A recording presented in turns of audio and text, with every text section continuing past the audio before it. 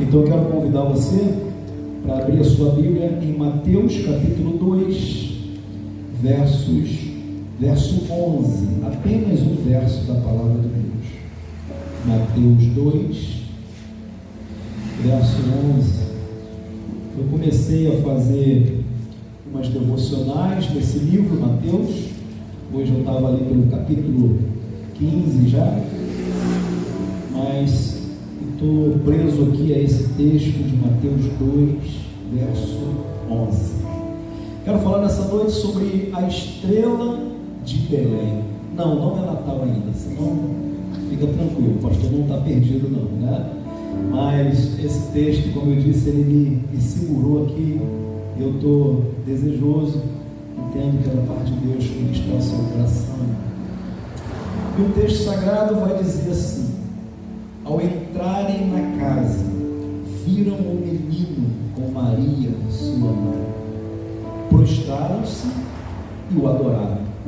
Então abriram os seus tesouros e lhe deram presentes: ouro, incenso e mirra. Feche seus olhos mais uma vez. Pai, fala o nosso coração.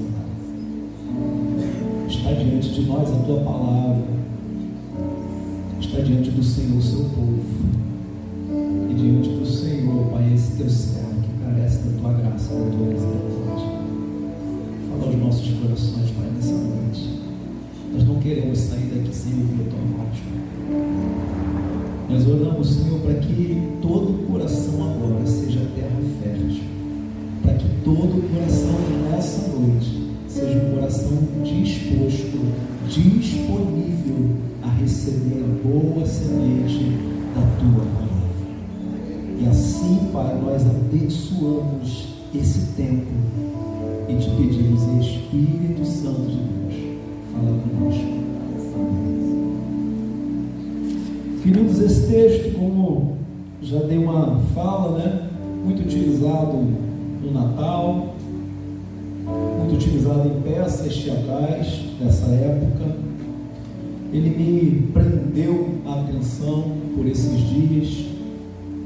É um texto muito lindo, muito maravilhoso, e ele relata a chegada dos reis magos à presença do menino Jesus recém-nascido. E o texto bíblico está dizendo que ao avistarem o menino, então ali eles se prostram. Isso é um sinal de adoração, né? Se prostram, na sequência adoram.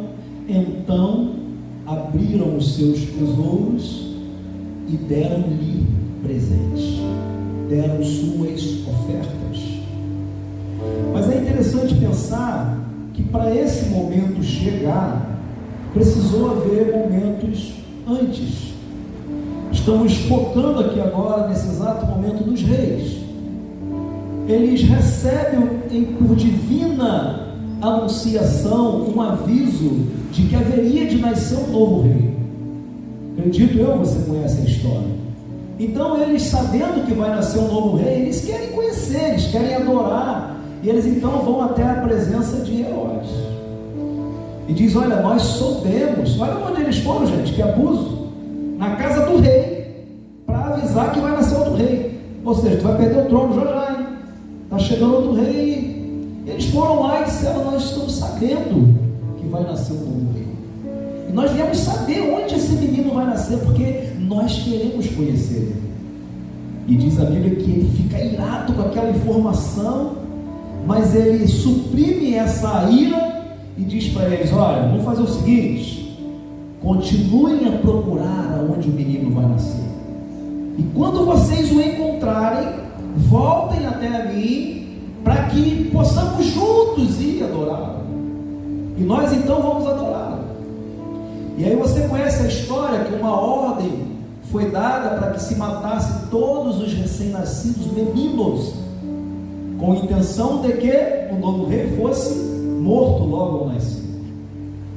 A Bíblia fala que então Maria e José saem daquela região e eles vão para um lugar para fazer um alistamento em Jerusalém. E lá, nessa situação de fazer um alistamento, que era a prática do povo, para saber onde estava o povo daquela nação, onde vocês estão espalhados, vamos fazer uma contagem. Então eles vão, e chegando lá naquele lugar, você sabe, estavam todas as hospedagens cheias, e não tinha lugar para o menino nascer, mas alguém, falou assim: olha, tem um lugarzinho ali para o menino nascer, era uma estrebaria, um local onde ficavam os animais, e ali então é dado, cedido aquele lugar, onde Jesus nasce ali. Mas quando esses reis saíram, voltando para os reis agora, quando eles saíram na presença do rei, eles primeiro estavam seguindo uma estrela, eles viram uma estrela. Presta atenção nisso, porque a estrela é o sinal de Deus para encontrar o Filho de Deus. A estrela é o sinal de Deus para encontrar o Filho de Deus. Eles estão seguindo uma estrela. Quando eles saem da casa do rei, do palácio, a estrela aparece de novo, e eles começam a seguir novamente a estrela, seguir a estrela, seguir a estrela, até o momento que a estrela parou. Pensa, a estrela parou, parou, então é ali o local, e eles então vão até ao local embaixo daquela estrela, vejo eu dessa forma, e eles então encontram onde o menino havia nascido. Aí esse texto que nós chegamos aqui: entraram na casa, viram o menino com Maria sua mãe, prostraram-se, o adoraram, então abriram os seus tesouros e lhe deram presentes, ouro, incenso e mirra. Só para título de informação, muitos dizem: quantos reis visitaram Jesus? Pergunta bíblica de gincana em retiro. Aí todo mundo: 3. Mentira, a Bíblia não fala quantos, fala que reis visitaram Jesus. 3 deram presente, a gente não sabe quantos. Ok? Vamos seguir. Irmãos, eu quero nesse primeiro momento focar na questão da busca, na questão do desprendimento em ir até onde Jesus está, na questão de investir tempo em ir até onde Jesus está. Você hoje saiu da sua casa na intenção de investir o seu tempo, de investir parte do seu domingo para encontrar a presença de Jesus, a questão da busca. É muito importante a gente ressaltar isso, e eu falo isso porque em diversos momentos da Sagrada Escritura ela vai falar sobre busca a Jesus. Eu separei alguns apenas, porque eu quero focar exatamente nessa questão da busca inicialmente. Marcos, por exemplo, capítulo 1, verso 36 a 38, diz assim: Simão e seus amigos saíram para procurá-lo. Jesus tinha sumido. Então, quando o acharam, informaram: todos estão te procurando. Jesus os instruiu: vamos seguir para outros lugares, para as aldeias vizinhas, a fim de que eu pregue ali também, pois foi para isso que eu vim. Salmo 14, verso 2: o Senhor olhou desde os céus para os filhos dos homens, para você, para ver se havia algum, pelo menos um, que tivesse entendimento e buscasse a Deus. Irmãos, que interessante, o céu está preocupado em quem está buscando a Deus. O próprio Deus está interessado em saber quem é que está investindo tempo na busca da sua presença. Por diversos momentos na Bíblia nós vamos encontrar isso. Você talvez vai se lembrar do momento que a família de Jesus, quando o menino ainda tinha uma idade de junior, viaja para a questão do censo, também já é um junior, e eles estão agora de retorno para casa. Diz a Bíblia que quando Maria olha no meio dos familiares, no meio da multidão, olha para todo lado, olha para dentro da igreja, olha para dentro das carruagens, cadê Jesus? O menino sumiu. E a Bíblia diz que Maria e sua mãe voltam imediatamente para buscar Jesus. Sabe, irmãos, que eu vejo nesse texto, e uma das coisas que eu quero falar e preciso falar nessa noite para você: nós corremos um sério risco de banalizar aquilo que é divino. A gente corre um sério risco de se acostumar com a presença de Deus. Só que você precisa entender que presença de Deus não é algo para se acostumar. Presença de Deus é algo sobrenatural. e só se acha a Deus quem busca Ele de uma forma intensa, quem investe nisso.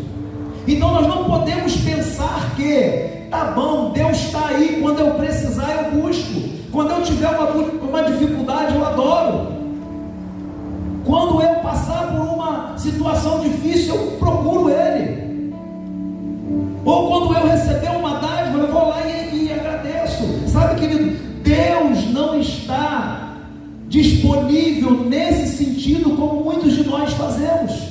Nós nos acostumamos com a presença, nós nos acostumamos com aquilo que é sobrenatural, e esse é um grande perigo para aqueles que caminham seguindo a Cristo, o perigo de tornar a presença de Deus banal. Sabe o que eu estou querendo dizer para você nessa noite? Você pode estar acostumado com a ideia de que Ele está aqui, mas você deixou de se acostumar, ou deixou de acreditar, melhor dizendo, com a ideia de que Ele não só está aqui, mas pode se manifestar hoje nas suas necessidades. Então a gente deu para Ele um lugar só que Ele está, mas sabe, o lugar de Deus é um lugar de manifestação, é um lugar de presença. A Bíblia vai falar por diversas vezes, através de diversos textos e acontecimentos, que nenhum lugar por onde Deus passou ficou sendo lugar comum. Nenhum lugar. E aqui nesse primeiro momento, a gente percebe os reis buscando a presença do menino Jesus. Qual seria a razão para o fato de que muitos pararam de buscar a Deus? Eu separei pelo menos duas. Você concorda comigo que tem muita gente que parou de buscar a Deus? Ah, pastor, mas eu vou sempre na igreja. Ah, pastor, mas eu estou sempre no culto. E a gente vai falando essas coisas e vai atribuindo busca a Deus a essa prática religiosa. Você concorda ou não concorda comigo que muitas pessoas pararam de buscar? Ou se não pararam, diminuíram significativamente a sua busca, ou simplesmente tornaram ela tão banal que a nossa vida espiritual se resume em orações de gratidão porque o dia amanheceu, porque temos o almoço, a janta e porque vamos dormir. E aí a busca de Deus se resume a isso. Deixa eu te dizer, tem muito mais de Deus para mim e para você. Tem muito mais de Deus para mim e para você do que pura e simplesmente um momento de louvor, um momento de palavra. Mas tem resposta de Deus nesse lugar, tem resposta de Deus no seu quarto, tem resposta de Deus na sua busca, tem provisão de Deus quando a igreja busca. Tem muito mais de Deus. Eu gosto da ideia da tenda do encontro. Por isso o nome do nosso ministério de adolescente é Tenda. Tenda do encontro. O que é que tinha na tenda, pastor? Nada. Nada. Não tinha um pastor para pregar, não tinha um ministério para cantar, não tinha João Gabriel para tocar, não tinha as meninas para dançar, não tinha nada, pastor, lá. Nada, não tinha nada. O que é que tinha lá? Só a presença de Deus. Por que que Moisés ia na tenda? Porque Deus está lá. Por que que Josué, quando Moisés saía de lá, diz a Bíblia que Josué ficava na porta? Ah, se Deus deixasse eu entrar. Josué ficava do lado de fora desfrutando, me perdoe o termo da palavra, me entenda, das migalhas da presença de Deus. Mas o menino não saía dali. Quem foi seu líder do povo depois, quando Moisés morre? Deus vira para ele: Josué, meu servo Moisés é morto. Tu agora vai atravessar o Jordão com esse povo, você vai liderar essa gente, você vai fazer eles alcançar a terra prometida. Deixa eu te dizer uma coisa: quem está buscando a presença de Deus vai ser instrumento de Deus, para Deus levar os outros que te cercam para Jerusalém. É assim que Deus vai fazer.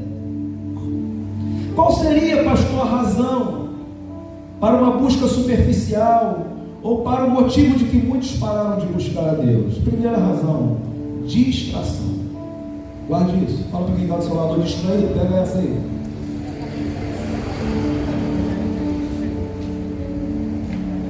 Se você se distrair, já é.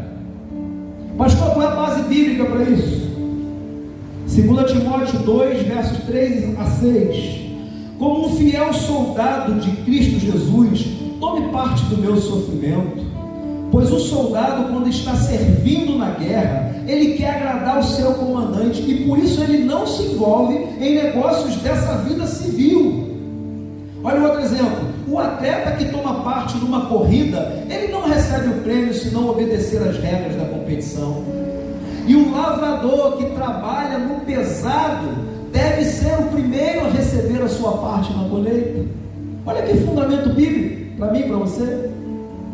Qual é a motivação para quem perdeu a busca? Distração. Você já viu um soldado na guerra olhando o celular? Você não vê. Você não vai ver isso, porque o soldado tem que estar alerta, tem que estar pronto, tem que estar disponível. O tiro pode vir de qualquer lugar, o inimigo pode sair de qualquer lugar. Eu não estou distraído, eu estou vigilante. Enquanto eu estou olhando para cá, tem outro soldado olhando para cá, e tem outro vigiando aqui, e tem outro cercando do lado. E a minha estratégia é que aqueles que andam comigo, presta atenção, não estão distraídos. Não basta apenas você ficar atento. Se você está andando com alguém que não pode proteger a sua retaguarda, essa pessoa está distraída, e você pode se perder junto com ela já já. Primeira motivação para falta de busca, para uma busca superficial, a distração. Qual é a segunda, pastor? A incapacidade de ver a estrela. Guarde isso. A segunda motivação para aqueles que estão perdendo a busca, ou deixando de buscar, ou tendo uma busca superficial a Deus, é a incapacidade de ver a estrela. Noutras palavras, a incapacidade de ver os sinais. Irmãos, os reis estão seguindo quem? Uma estrela. Quando eles saem da casa do rei, o que aparece no céu? A estrela. De vez em quando eu falo assim, em conversas assim mais informais, sigam os sinais. No meio dos crentes está vendo muito uma fala também que é assim: haverá sinais. Sigam os sinais. Sabe, eu acho que nós deixamos muito de lado os sinais. Pastor, o que são os sinais? Pode ser uma palavra como essa, pode ser um momento de louvor e adoração, pode ser um conselho de um amigo, pode ser a manifestação de Deus na fala de alguém que você nem espera, e por isso que você não espera, você também não está vendo como sinal. Irmãos, aqueles homens estavam procurando o menino, o rei Jesus. Onde vai nascer essa criança? Deus fala: vocês estão procurando? Eu vou ajudar vocês, vou botar uma estrela no céu. Segue a estrela que vocês vão encontrar o menino. Deixa eu te dizer, você está seguindo a quem? Você está seguindo ao quê? E o que você tem encontrado? Se você não tem encontrado Jesus, você não está seguindo a estrela. A estrela de Belém está aí brilhando. Isto é, os sinais de Deus estão aí disponíveis. Pastor, quem é que vê sinal de Deus? Quem está ligado com Deus. Fora isso, você não vê. Fora isso, você não vê sinal de Deus. Então, a segunda razão é a incapacidade de ver os sinais, a estrela. Rapidamente, para a gente ganhar tempo, exemplos de sinais guiadores nas Sagradas Escrituras. Você conhece todos eles, vou só lembrar você. A nuvem e o fogo. Já se falou sobre isso, pregando aqui. A nuvem e o fogo que guiavam o povo de Israel. Nuvem durante o dia.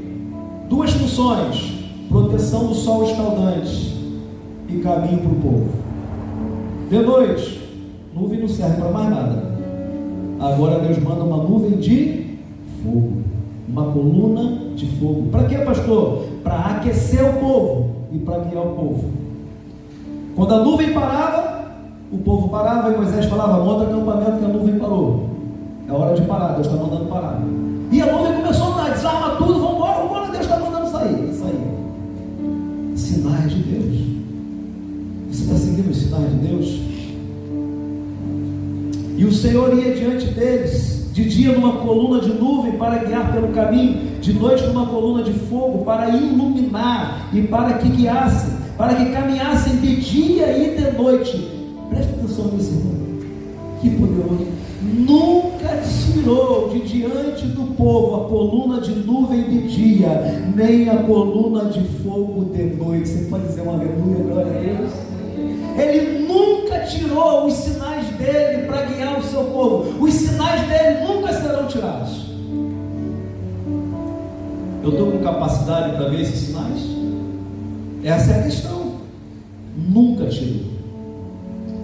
Certa ocasião, Deus chama Gideão e chama um homem medroso de corajoso. Você é medroso? Gideão, presta atenção. Gideão está malhando trigo para esconder os inimigos. Ele está com medo dos inimigos. Essa é a situação. Mas quando o anjo aparece, o anjo diz assim: homem valoroso e fiel, guerreiro, homem corajoso.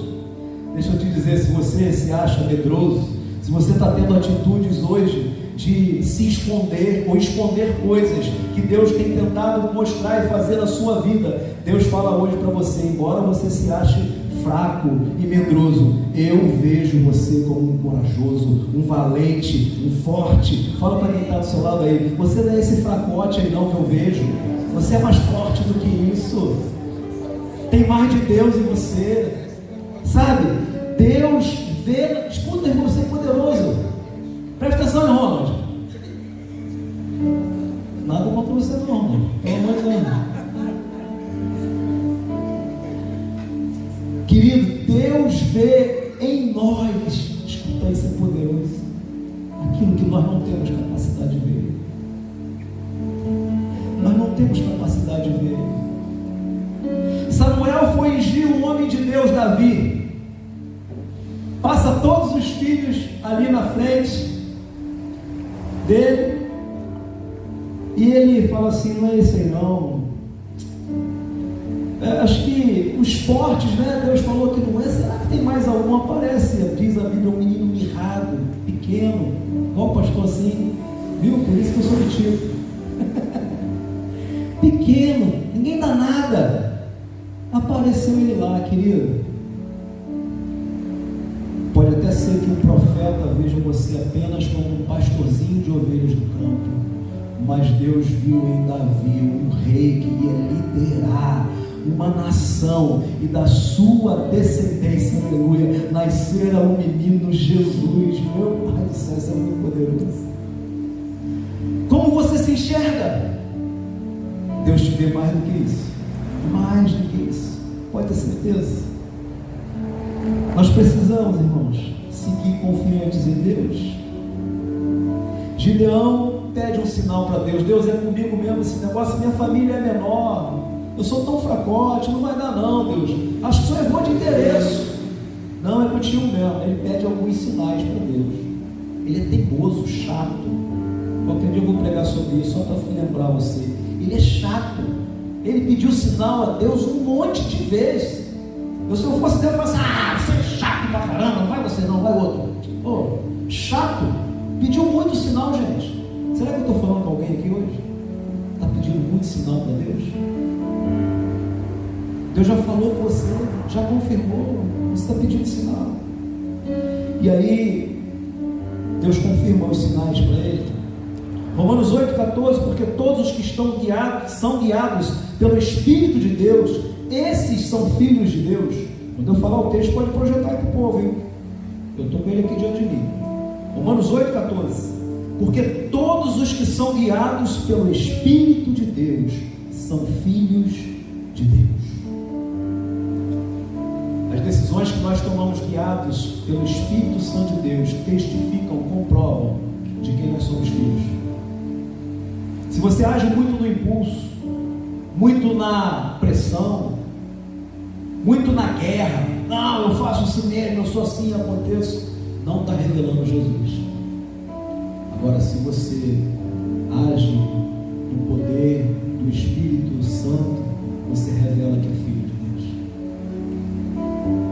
Deus. Isaías 48:17b: eu sou o Senhor, o teu Deus, presta atenção nisso, que te ensina o que é útil e te guia pelo caminho em que deves andar.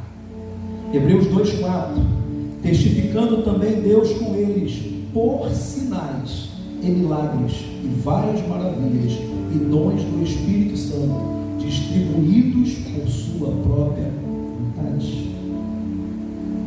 Alguns versos sobre busca, Mateus 6,33, mas buscar primeiro o reino de Deus e a sua justiça, e todas as outras coisas nos serão acrescentadas.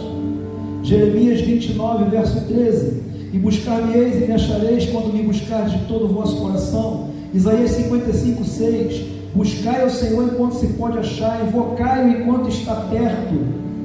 Haverá um dia que não vai poder mais buscar. É a Bíblia que está dizendo. Tiago 4,8, chegai-vos a Deus e Ele se chegará a vós.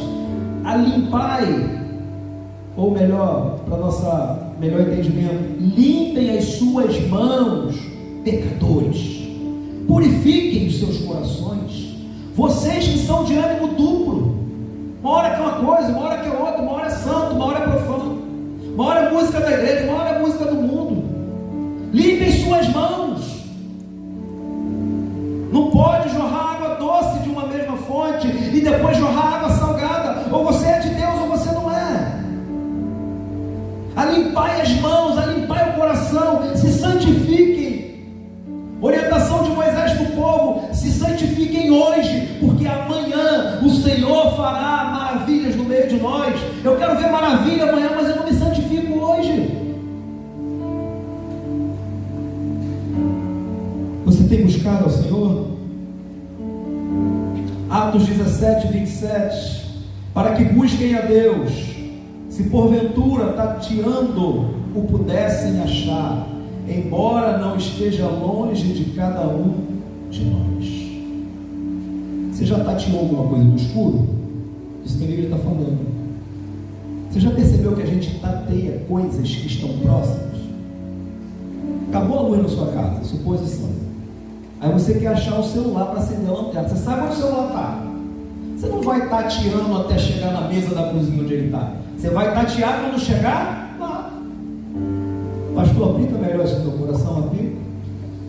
O texto bíblico está falando que para nós buscarmos, porventura, tateando. Porque tateando a gente tateia o que está próximo. Em outras palavras, Deus sempre está próximo. Escute, Deus sempre está próximo. É só você tatear. É só você procurar que você vai encontrar. Porque o texto termina assim: embora Ele não esteja longe de nós. Terminei a introdução agora. Mas vai dar tempo. Vamos lá. São 3 pontos só. A estrela de Belém nos mostra, em primeiro lugar, a disposição dos pés e dos joelhos se traduzem pela disposição do coração. Primeira coisa que a estrela de Belém vai mostrar para mim e para você: a disposição dos pés dos reis em andar. Depois que acham a disposição dos joelhos em se ajoelhar, se traduzem numa disposição de quê? Do coração. Por que eu investi tempo caminhando? Porque tem uma disposição no coração. Por que eu agora vou investir em adoração, em culto, em prostração? Porque tem uma disposição no coração em reconhecer quem Ele é. Portanto, a estrela de Belém nos mostra, em primeiro lugar, que a disposição dos pés e dos joelhos se traduzem pela disposição do coração. Texto bíblico para a gente fundamentar isso. A Bíblia diz: prostraram-se e o adoraram. Você encontrou alguma indicação no texto? Preste atenção. Você encontrou alguma indicação no texto de quando eles foram no palácio, se eles adoraram o rei lá? Bem, não estou dizendo com convicção e certeza que não tenha tido essa adoração, esse tempo, esse momento. Contudo, a Bíblia me deixa conjecturar, isto é, pensar sobre que talvez eles não tenham tido disposição no coração para adorar aquele rei, o qual eles foram visitar. Mas a Bíblia declara que quando eles encontram Jesus, por causa da disposição do coração, eles agora se prostram e adoram. E por causa da disposição do coração, eles investiram tempo procurando. Fala para quem está do seu lado: você está com disposição no coração?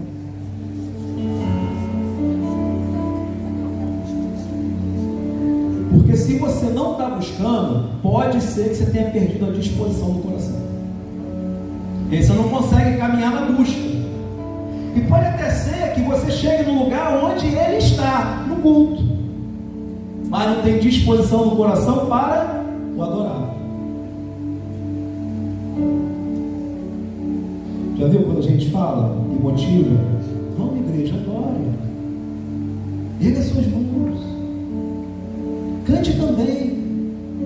Às vezes você chega, mas você perdeu a disposição da adoração, porque não tem disposição no coração, porque perdeu os sinais da estrela que te guia.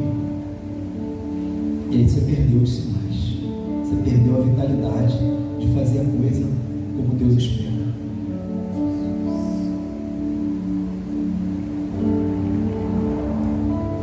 Escute isso. Espero que você entenda a palavra objeto agora. Não existe culto sem o objeto a ser cultuado. Quem é o objeto do nosso culto, pastor? Jesus. Por isso que eu falei, você precisa entender a palavra objeto agora, tá?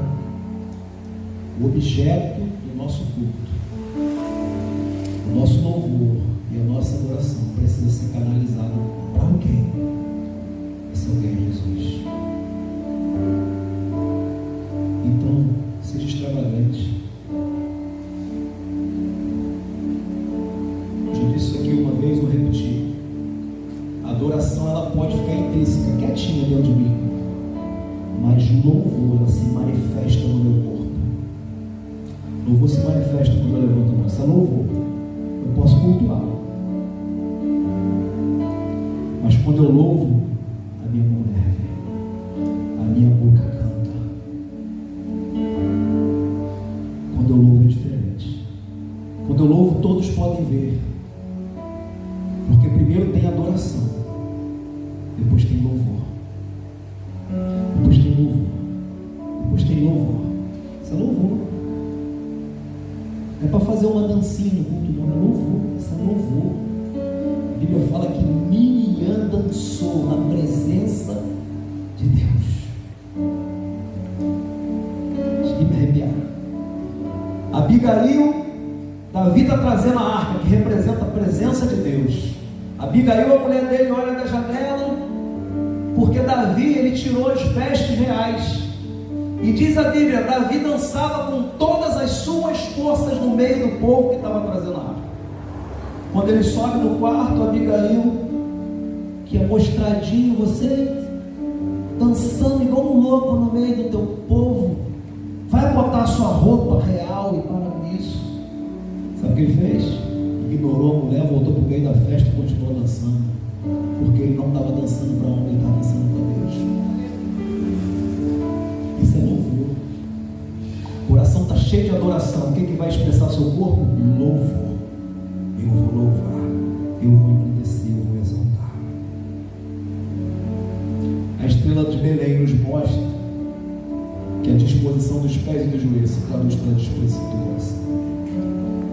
Onde está o seu tesouro, aí estará o seu coração. Segunda verdade, chegamos ao meio. A estrela de Belém nos mostra: não devemos inverter a ordem das coisas. Não devemos inverter a ordem das coisas. Texto bíblico: então abriram os seus tesouros. Então abriram os seus tesouros. O que eles fizeram antes, pastor? Se prostraram e adoraram. E agora o que eles estão fazendo? Abriram os seus tesouros. Fala para quem está ao seu lado, não inverta a ordem das coisas. Tem gente tentando abrir, guarde isso. Tem gente tentando abrir tesouro na presença de Deus sem antes ter se prostrado e adorado. Ou seja, sem reconhecer quem é. Eu abro meu tesouro aqui diante de Deus. Lembra dos hipócritas? Lembra? Jesus, hipócritas. Vocês estão dando esmola, mostrando para todo mundo. Gente que estava abrindo o quê? Tesouro, sem ter antes conhecido, para se prostrar e adorar. É possível abrir tesouro sem antes adorar e se prostrar? Você pode vir aqui ofertar um monte de coisa. E tome cuidado com isso. Porque a igreja pode até ser que receba, a menos que Deus diga para não receber. Mas tem coisa que a gente entrega, irmão, que Deus usa, mas não recebe. Foi uma das ministrações que eu fiz lá no Radical, no último culto. Tem coisa que Deus até recebe porque foi dado, mas Ele não acolhe no coração. Já recebeu o presente só por educação? Já? Não sei, pouca gente passa por isso, mas acontece. Receber presente só por educação. Ah, não, receber só por educação vai ficar chato se eu rejeitar, né? Vou receber. E aí, cuidado com o que você está entregando.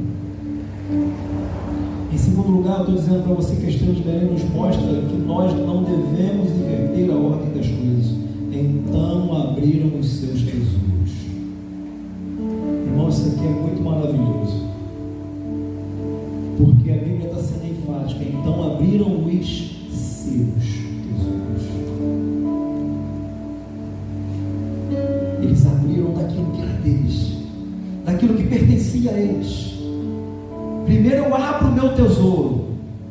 Depois nós vamos chegar lá já, mas deixa eu adiantar um pouquinho. Depois que eu vou entregar, presente. Mas para entregar o presente tem que ter disposição para abrir o seu próprio tesouro. Entregue para Deus aquilo que é seu. Abra o seu próprio tesouro. Pastor, seja mais claro, abra a sua própria vida. Faça suas próprias renúncias. Viva suas próprias renúncias pelo Evangelho e para o Evangelho. Abriram os seus próprios tesouros. Quando a gente fragmenta um texto bíblico assim, a gente consegue ser mais perceptivo. Abriram os seus próprios tesouros. Presta atenção nisso. Não há retenção para quem não inverte a ordem das coisas. Não há retenção para quem não inverte a ordem das coisas. Eu jamais vou reter nada para Deus se eu não inverter no meu coração a ordem das coisas. Se primeiro eu tiver reconhecimento, prostração e adoração, eu não retenho nada, eu entrego. É dele. Eu deposito. Quem são os que retêm, pastor? Aqueles que invertem a ordem das coisas. Eu quero abrir tesouro, mas não reconheço quem ele é. Eu abro tesouro. Pastor, pode contar comigo? Eu dou, eu vou, eu faço, eu aconteço. Mas e você para Deus? Abriram seus próprios tesouros. Isto é, quem reconhece a pessoa de Cristo não lhe retém nada, entrega tudo, abre dos seus próprios tesouros. Presta atenção nisso agora. Não há recepção da entrega para quem inverte a ordem das coisas. Agora falando de Jesus, de Deus. Não há recepção da entrega, ou seja, eu não recebo o que você entrega se você está invertendo as coisas. Eu não recebo. Eu posso até receber como igreja, mas não está acolhida no coração de Deus.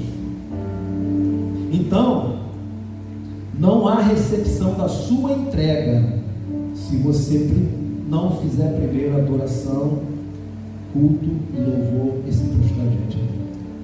Deus não recebe o que você entrega se você quiser entregar sem reconhecer.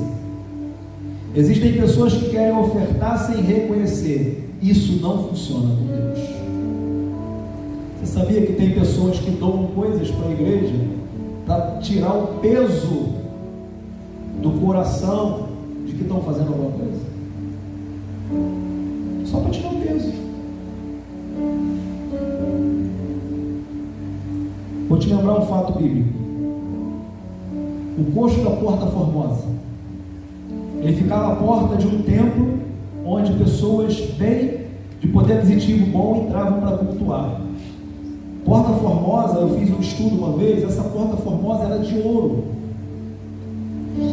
E ali, aquele homem era colocado. Era prática da época que tivesse um mendigo em cada lugar onde os ricos frequentavam, para que eles pudessem ofertar coisas e tirar o peso do coração de que estavam fazendo uma boa dádiva. Pensa? Eu faço só para tirar esse peso, só para dizer que eu estou fazendo. Tem gente que faz isso, dá as coisas para tirar o peso. Por isso que a Bíblia vai dizer assim: ninguém dê por necessidade, ninguém dê por motivo algum que não seja adoração, entrega, confiança. Ninguém dê por necessidade alguma que tenha no seu próprio coração. Não há recepção. Quando entregamos sem reconhecimento, não somos íntegros. A palavra íntegro significa inteiro. Quando não damos com reconhecimento em nosso coração, nós não somos íntegros. Isso é, não somos inteiros diante de Deus. Isso significa a palavra íntegro. Terceira verdade e última.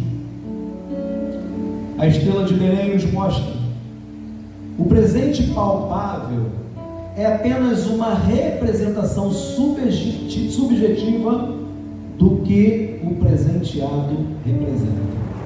Guarde isso. O presente palpável é apenas uma representação subjetiva, aquilo que não é palpável, do que o presenteado representa. O valor em si não estava no presente, na intenção sim, no reconhecimento de quem eu estou presenteando sim. Já viu quando alguém fala assim: poxa, você me perdoe, eu trouxe apenas uma lembrancinha, mas é com tanta alegria que eu faço isso. Aí você ganha lá um pá de meia, um pão de prato, né? Aí você fala assim: puxa vida, o que essa pessoa me trouxe?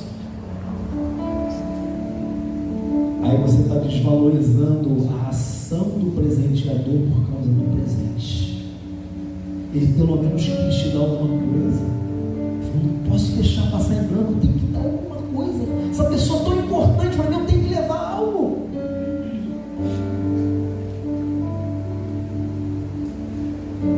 Eu sei, irmãos, que não está fácil dar presente. Por isso que a gente dá mesmo, é lembrancinha, mas dá com alegria. A gente dá feliz, porque a gente está reconhecendo a pessoa. É isso que eu estou dizendo aqui. O presente palpável, ele é apenas uma representação, é apenas um símbolo, é apenas uma lembrancinha para quem eu considero tanto, para quem eu amo tanto, para quem eu admiro tanto, para quem eu quero entregar tanto a minha vida. É tão pouco, sei que é pouco para o rei, mas não tenho nada além, apenas um aleluia. Aí você não entrega nem um aleluia no culto, irmão. Pelo amor de Deus. Misericórdia. Me deram presentes, ouro, incenso e mirra. Ninguém entrega presentes ou dádivas sem reconhecer a beleza do tesouro que encontrou. Por que eles estão entregando ouro, incenso e mirra? Porque eu reconheço a beleza daquilo que eu encontrei. Tem uma canção tocando muito agora que fala sobre a beleza de Deus. A beleza de Deus, a beleza de Deus é Cristo. A beleza de Deus é Cristo. Quando eu encontro a beleza de Deus, quando eu acho Ele, quando eu vejo Ele, eu entrego tudo, eu dou qualquer coisa, eu me entrego por inteiro, porque Ele se doou por inteiro. É só uma lembrancinha, é só uma entrega, é só um aleluia, é só um canto, mas é tudo que eu tenho. Eu faço o que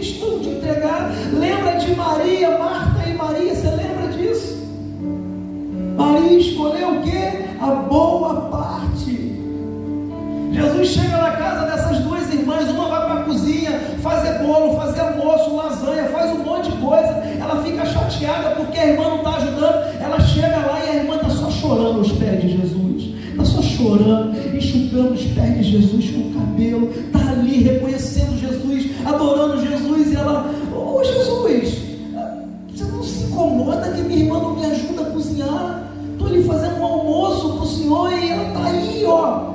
E Jesus fala assim: Marta, Marta, ela escolheu a boa parte, e a boa parte nunca será tirada. Aleluia. Sabe, irmão, a gente tem que parar de fazer coisas para Deus sem fazer com Deus. Escolha a melhor parte. Eles deram presentes: ouro, incenso e mirra. Mas primeiro foi preciso abrir o seu próprio tesouro. Dos seus tesouros tiraram presentes e entregaram a Jesus. Como é que está o seu tesouro? Está aberto? À disposição para dar dádivas, presentes a Deus?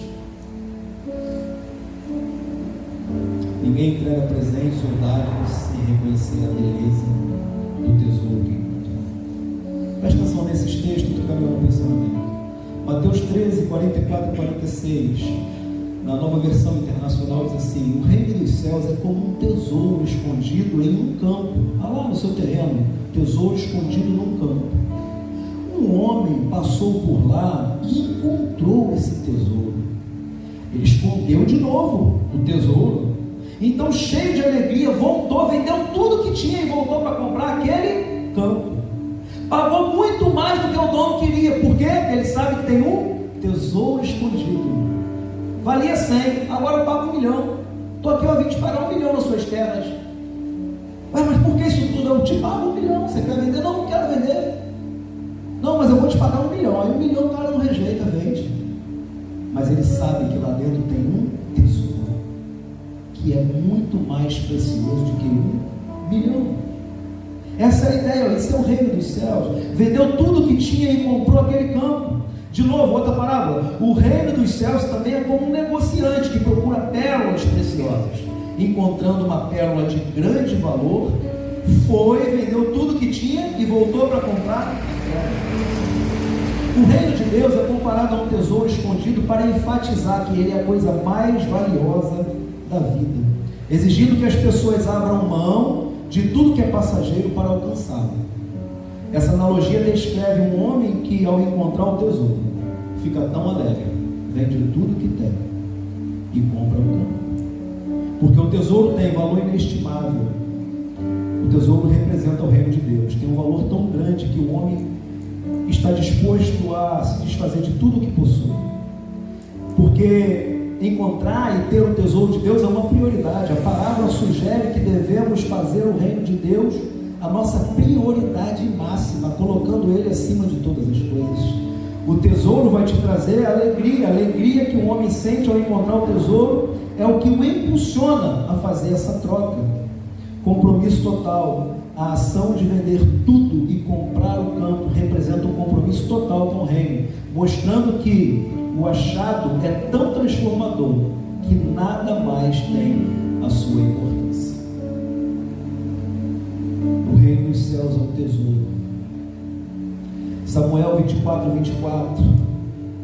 E o rei disse, o rei Araúna de novo, olha. E o rei disse para, o rei Davi, disse para Araúna: não, certamente desejo comprá-lo de ti mediante a um preço. Tampouco oferecerei ofertas queimadas ao Senhor, meu Deus, daquilo que não me custe nada. Assim Davi comprou a eira e os bois por 50 cheques de prata. Que texto é esse? Que contexto é esse? A Bíblia está falando que Davi teve uma ideia. O ministério não pode subir.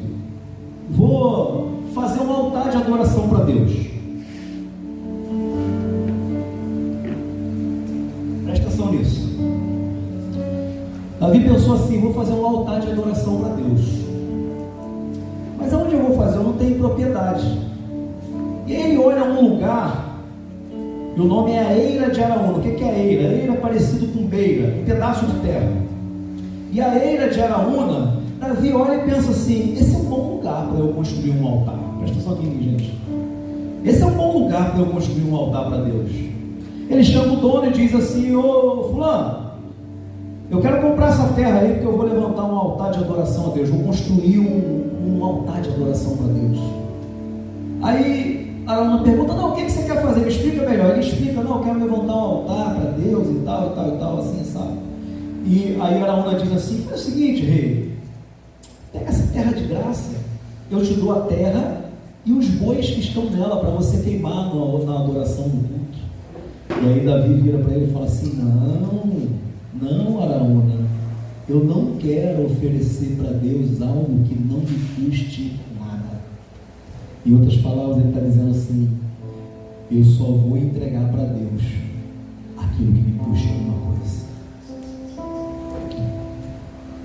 Sabe, queridos, às vezes na nossa vida, nós estamos seguindo a vida e nós não queremos perder nada por causa de Cristo. Sabe, o Evangelho é renúncia. O Evangelho é perda. Vou ser mais radical, o Evangelho é morte. Aquele que quiser seguir, negue-se a si mesmo, tome cada dia a sua cruz e siga. Você tem que abandonar, deixar coisas para trás aí. Você está disposto a fazer isso? Isso é o Evangelho. Mas pode ser que alguns de nós ainda estejamos caminhando sem ter aberto mão de coisas que precisavam ficar para trás. Algo que te custava. Esse dia eu lembrava de uma menina que eu e Jaqueline acompanhamos, Carinho também. Uma menina de 13 anos. Acho, eu estou falando da altura daqui não, acho que ela aqui. Acho que ela era desse tamanho assim, ó. 13 anos. Stephanie. Ele ficava endemoniado. Teve um dia que eu e Jaque segurando ela na sala da nossa casa. Quem já foi na minha casa viu o sofá que a gente tem, um sofá pesado. Ela no chão se batendo, eu e Jaque segurando ela. Ela empurrou um pé assim, ó. O sofá foi e colou na parede assim na casa.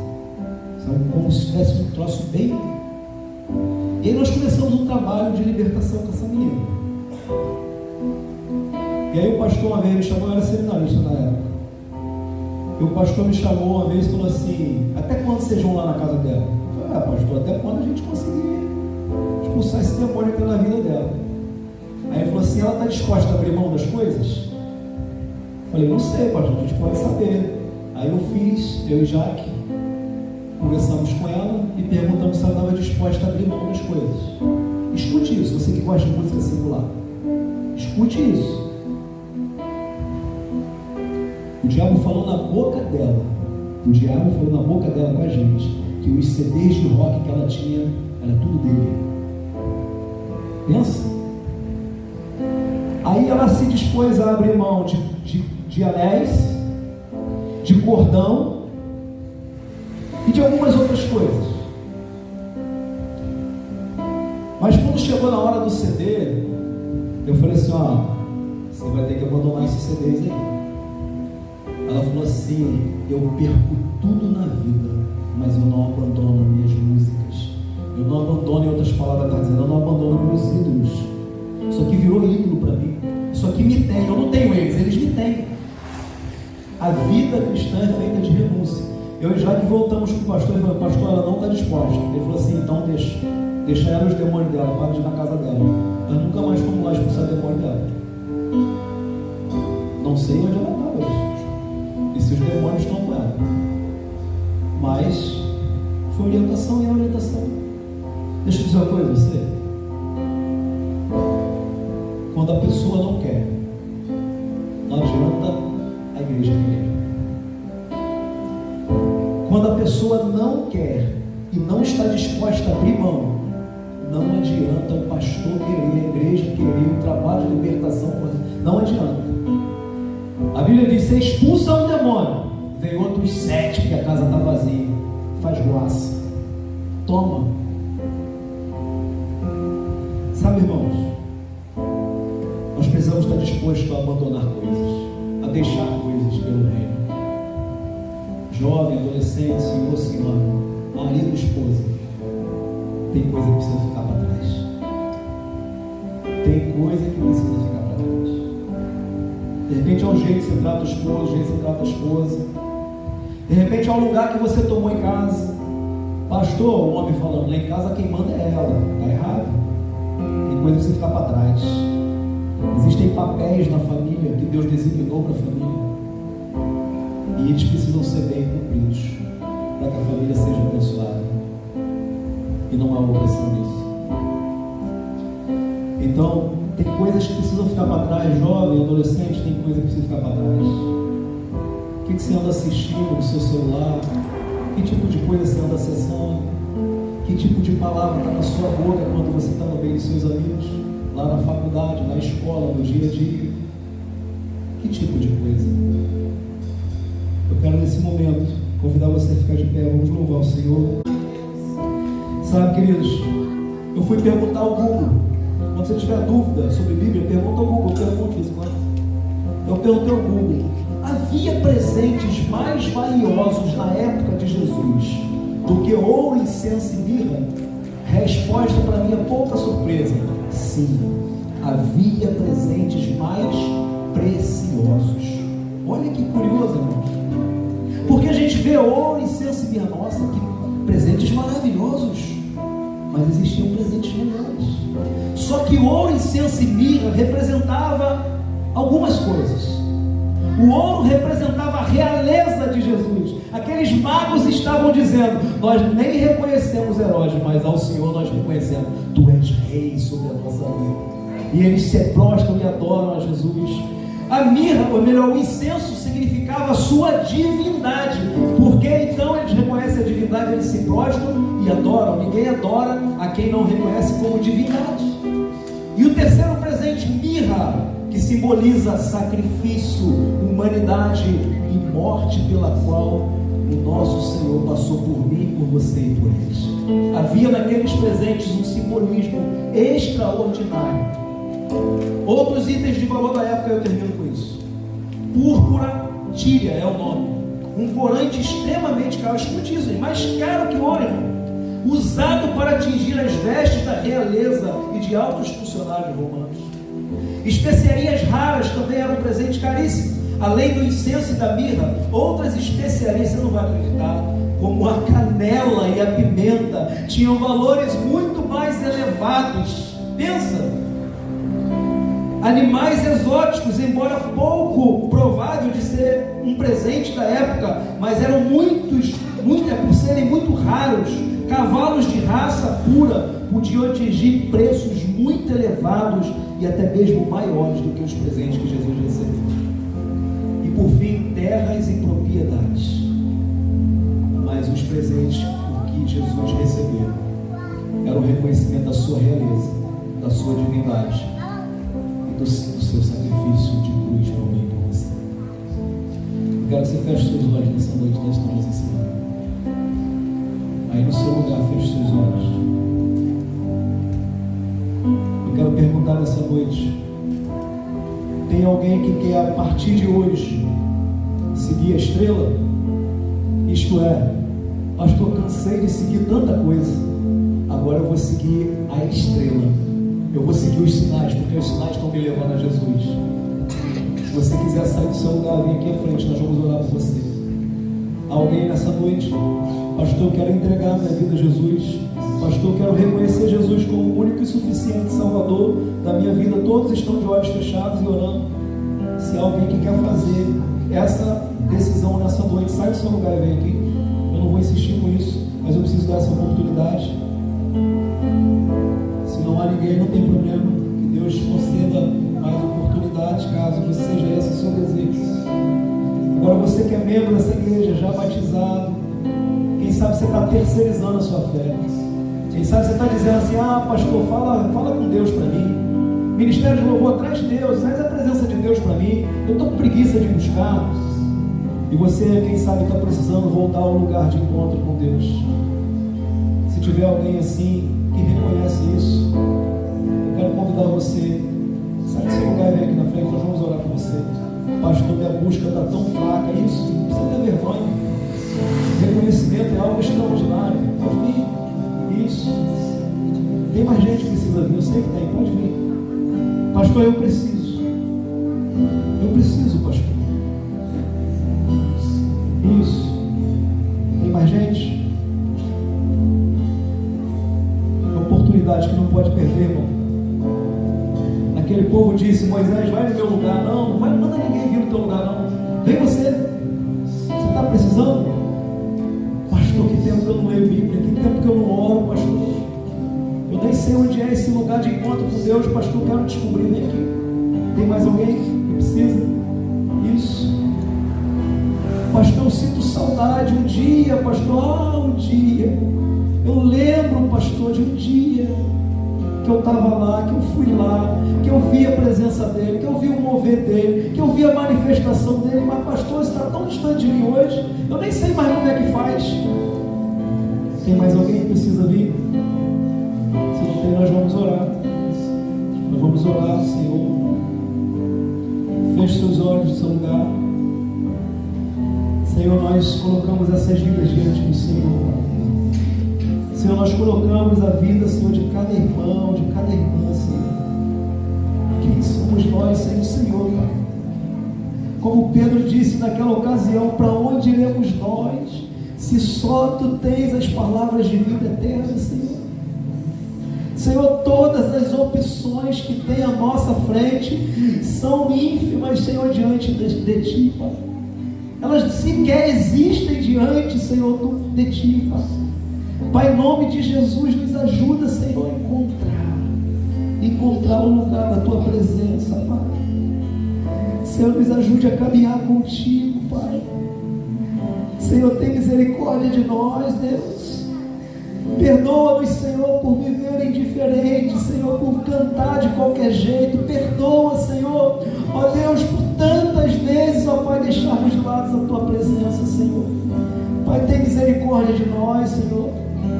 Tem misericórdia de nós, Senhor. Nós reconhecemos que a porta aberta é o Senhor, mas a fechada também é o Senhor. Nós reconhecemos, ó Pai, que a tempestade é o Senhor, que a calmaria é o Senhor, que a bênção é o Senhor. Nós reconhecemos, ó Pai, que a bênção do Senhor está sobre nós para vencermos as dificuldades da vida. Pai, nós oramos pelas famílias dessa igreja, nós oramos pela família desses irmãos que estão aqui na frente, que corajosamente vieram à frente, que corajosamente vieram, ó Deus, reconhecer a Sua realeza, vieram, ó Deus, abrir os seus próprios tesouros, vieram entregar, Senhor, os seus próprios presentes, suas próprias vidas diante do altar, Senhor. Nós Te louvamos, Jesus, nós Te celebramos.